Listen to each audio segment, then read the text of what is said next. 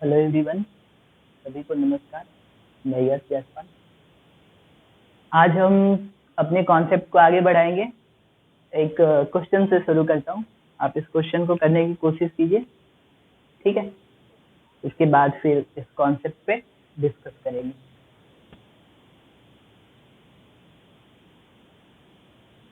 His voice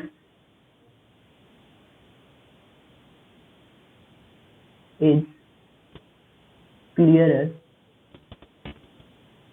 than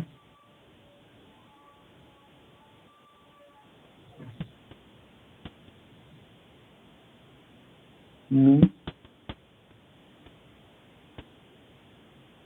my that of me,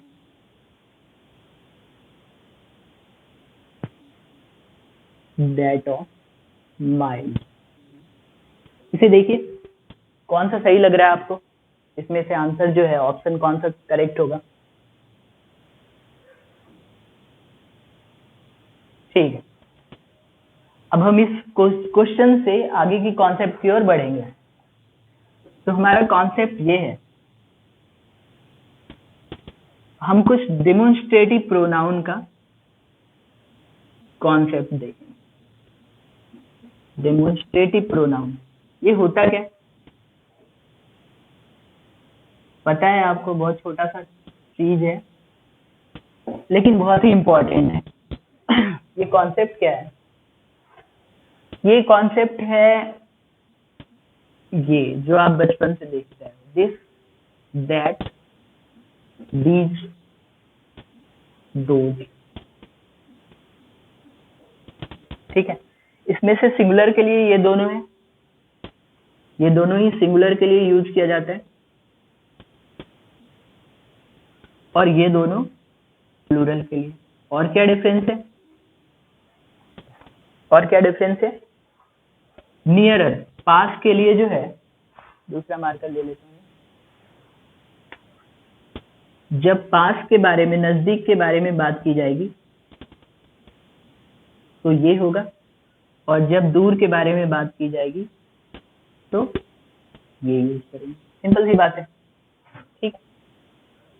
this और these जो है वो नियरर के लिए है, दैट और दोज प्लूरल के लिए। ये बातें आपको पता होगा। इसके बाद देखते हैं, इसमें जो है एक क्वेश्चन लिखता हूं मैं।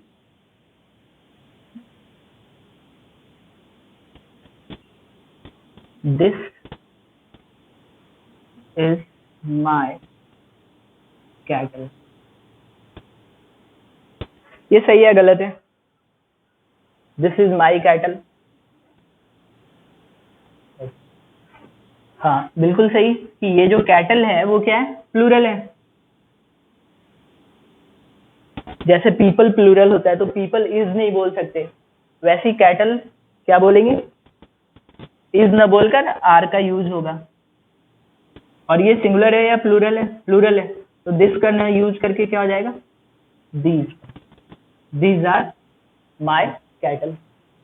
चलो, ये बात समझ में आ गई कि ये जो है दिस और दिस, दैट, दीज और दोज जो है, दीज और दोज प्लूरल के लिए होता है और दिस दैट सिंगुलर के लिए, ठीक। दिस और दीज का यूज करते हैं जब कोई भी चीज हमारे पास में होगा, और दैट और दोज का यूज करेंगे जब दूर में होगा, राइट। ये छोटी छोटी बातों को याद में रखना है कि ये जो है, अगर मान लो ऐसा ही एक क्वेश्चन आ गया, ये नाउन में हम लोग पढ़ेंगे कि क्या होता है, कौन कौन से वर्ड जो है वो प्लूरल होते हैं और क्यों होते हैं, इसका कारण भी देखेंगे।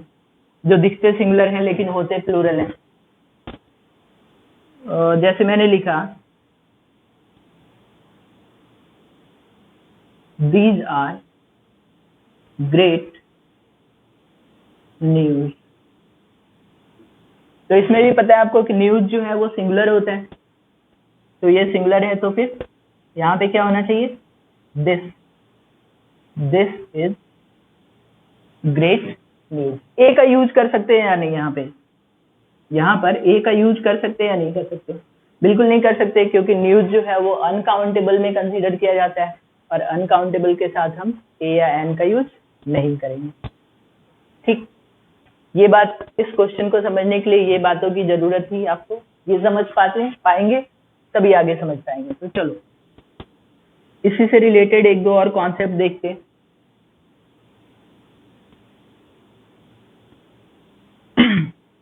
वो कौन, कुछ क्वेश्चंस को देखते हैं।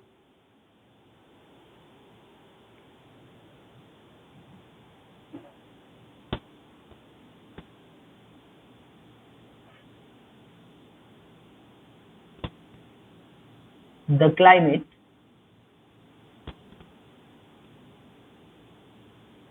of Mumbai is hotter than Delhi। ये राइट है या रॉन्ग है? ऐसा लिखना सही है या गलत है? द क्लाइमेट ऑफ, एक नजर में तो ये बिल्कुल सही लगता है, लेकिन ये सोचो कि क्या हम मुंबई और दिल्ली को कंपेयर कर रहे हैं या मुंबई के क्लाइमेट और दिल्ली के क्लाइमेट को कंपेयर कर रहे हैं।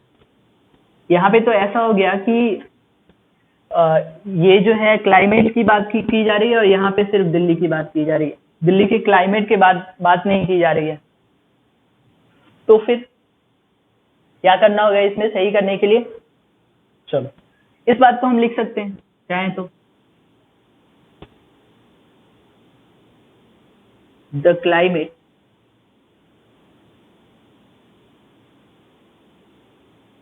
Of Delhi, right. तो ये सही हो जाएगा। और हमारे पास क्या ऑप्शन है इसे सही करने के लिए? इसे सही करने के लिए और क्या ऑप्शन है? देखो, डेमोन्स्ट्रेटिव प्रोनाउन जो है, प्रोनाउन क्या काम करता है? रिपीटेशन को रोकता है, नाउन के रिपीटेशन को रोकता है। बार बार हम राम राम ना बोलकर क्या बोल सकते हैं, उसकी जगह ही का यूज कर सकते हैं। उसी तरह हम बार बार क्लाइमेट ना बोलकर किसी और प्रोनाउन का यूज कर सकते हैं।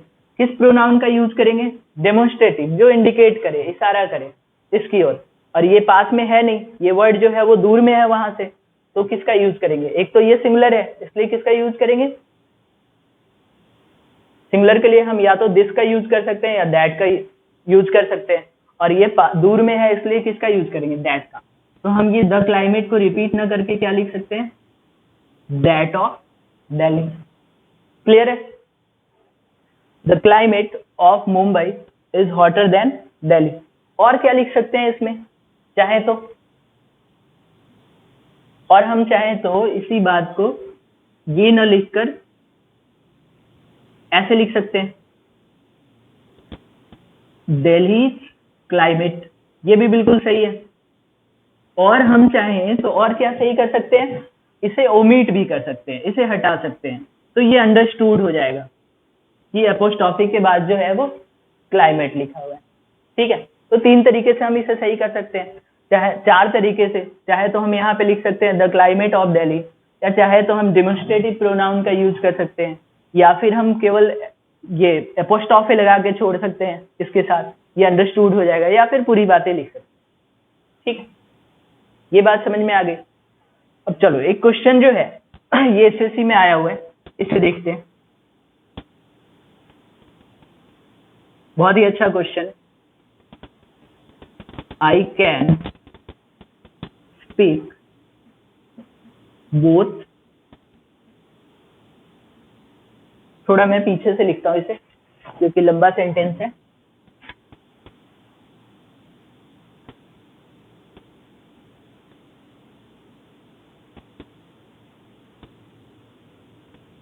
I can speak both English and Hindi. This has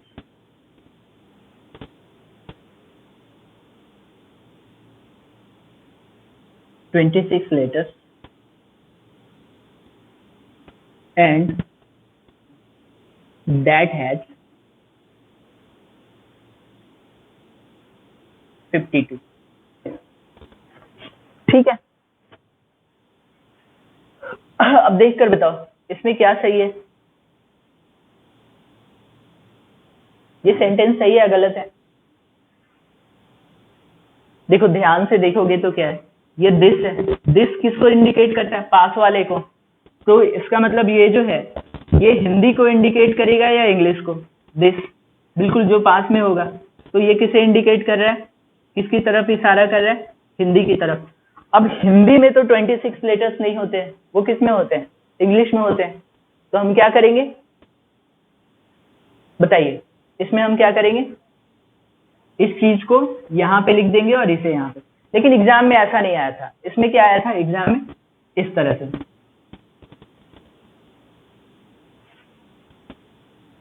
part A, part B, part C and D, no error.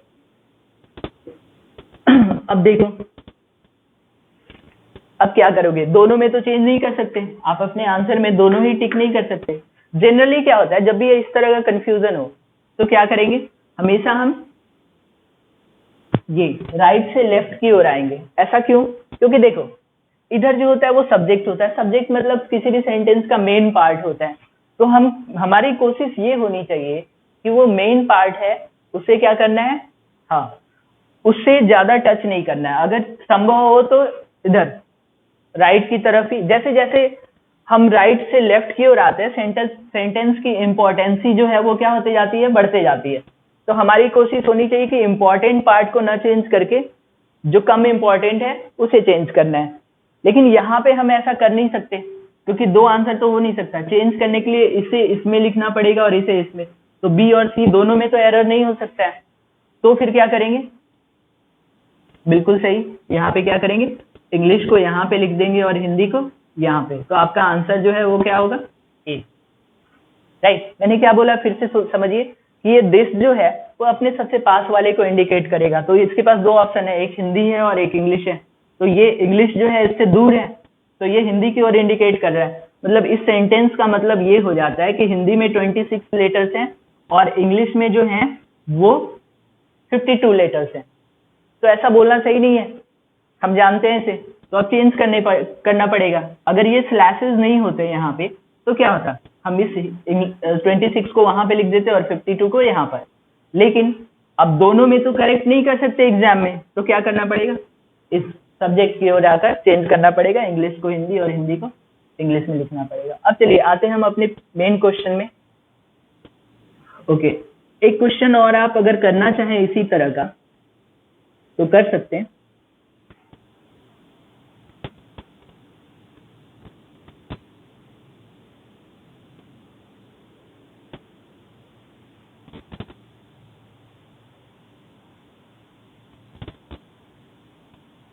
Japan and France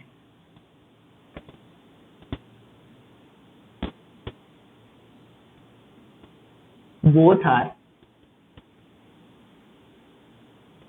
developed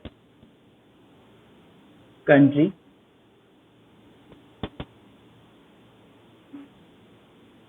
This is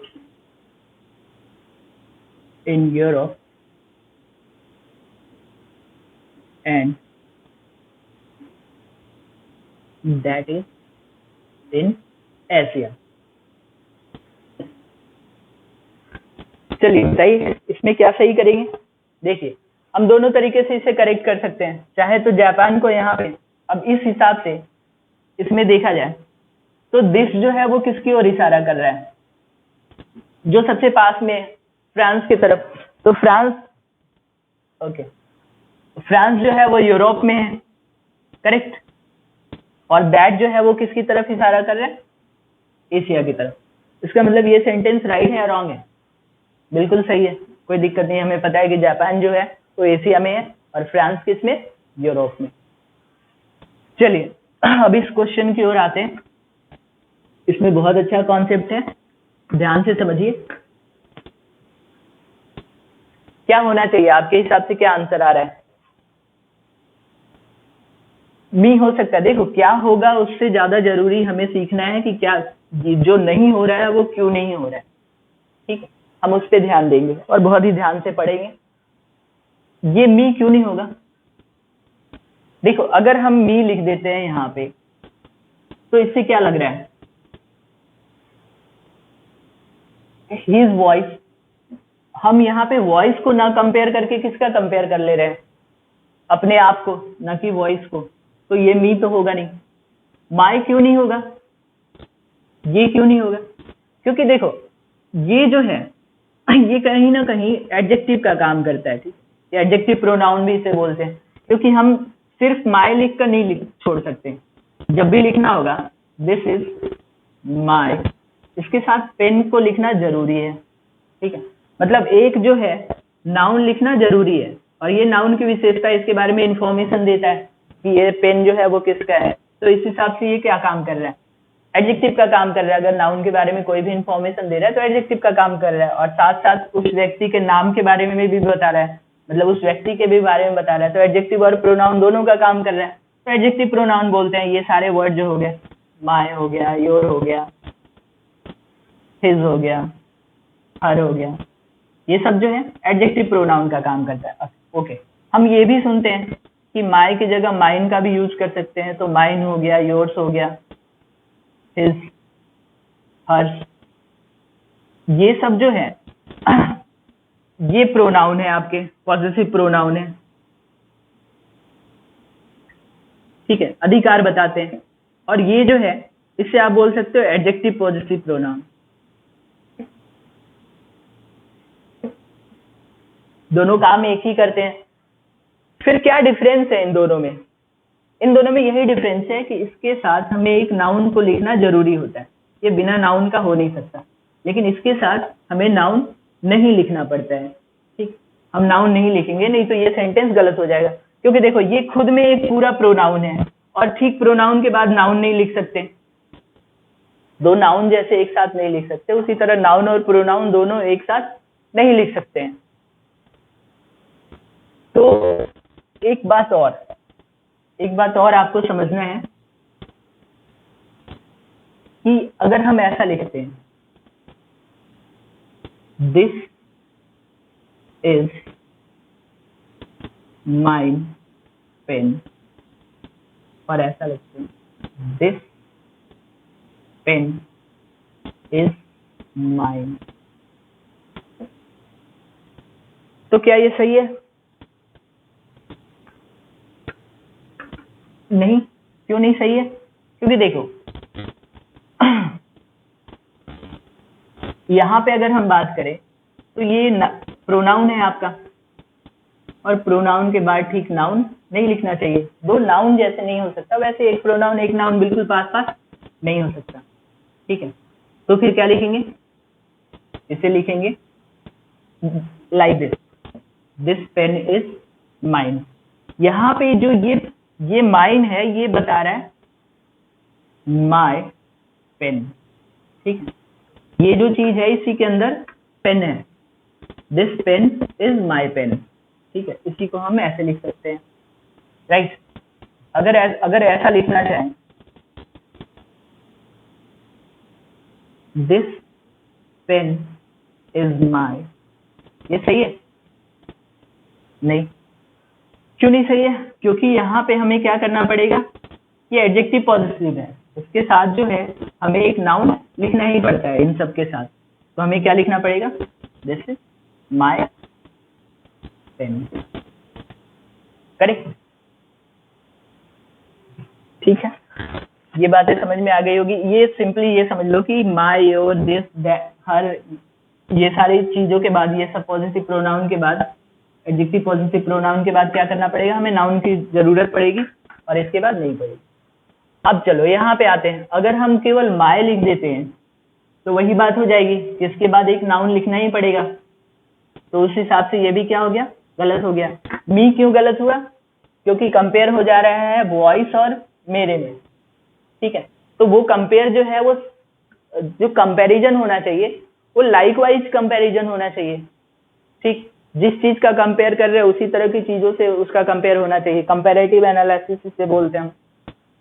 तो ये भी गलत हो गया क्योंकि यहाँ इसके बाद नाउन नहीं है। चलो यहाँ पे दैट ऑफ माइन, ये सही है गलत है? सोचो, दैट ऑफ माइन अगर हम लिखते हैं तो दैट ऑफ किसको इंडिकेट कर रहा है, वॉइस को, अभी हम लोगों ने देखा ना, ऑफ और माइन कहने का मतलब क्या हो जाएगा, अभी लिखा। जैसे माइन कहने का मतलब माई पेन होगा, उसी तरह वॉइस कहने का मतलब माई वॉइस हो जाएगा।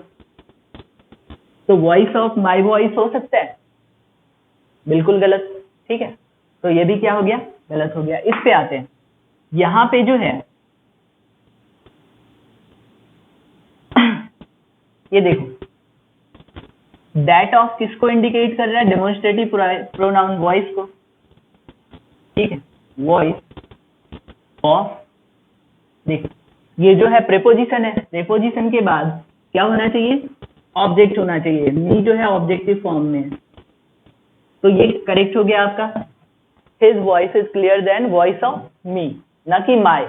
सिर्फ माई नहीं लिख सकते, और क्या लिख सकते हैं इससे, माई वॉइस लिख सकते हैं इसी की जगह पे। और क्या लिख सकते हैं, और सोचो क्या हो सकता है ऑप्शन। एक तो वॉइस ऑफ मी लिख सकते हैं, दैट ऑफ मी लिख सकते हैं, और क्या लिख सकते हैं, सोचिए।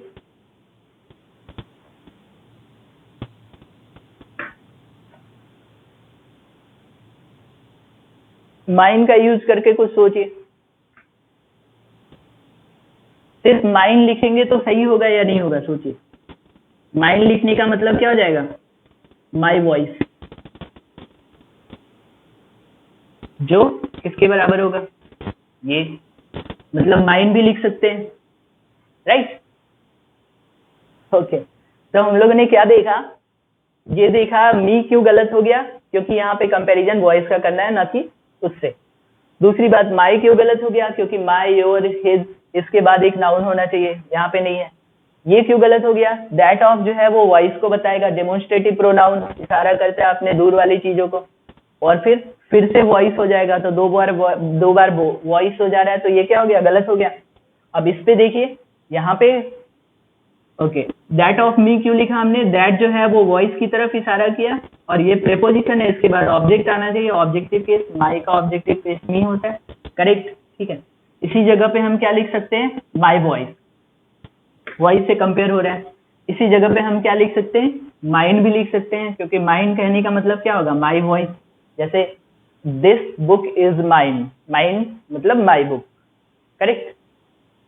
आई होप आपको समझ में आ गया होगा। अगर ना समझ में आया हो तो एक बार फिर से देखिए, बहुत ही इंपॉर्टेंट कॉन्सेप्ट है और अक्सर आपको कंफ्यूज करता है ये, राइट। इसी तरह मुझसे जुड़े रहिए और मैं आपको बताता रहूंगा, धीरे धीरे जो है आपके लक्ष्य की ओर पहुंचने में मैं आपकी मदद करता रहूंगा। Okay, thank you. मिलते हैं फिर नेक्स्ट वीडियो में। थैंक्स।